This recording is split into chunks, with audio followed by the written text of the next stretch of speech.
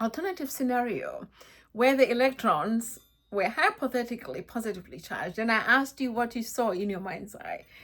For me, if the core is positive and the electrons are also positively charged, then something interesting was happening. But that's not the chemistry we're working with right now, because the electrons would not be here. They are reflected or deflected.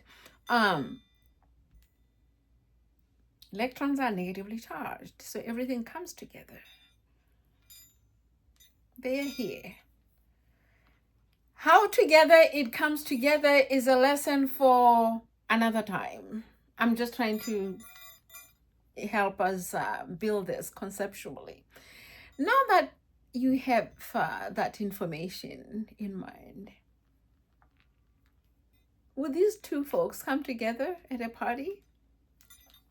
Would they not? Why or why not? How about these? Will they come together or not? In the next session, we will talk about the possibilities and why those possibilities exist. If you have any questions, please let me know. I'll see you shortly.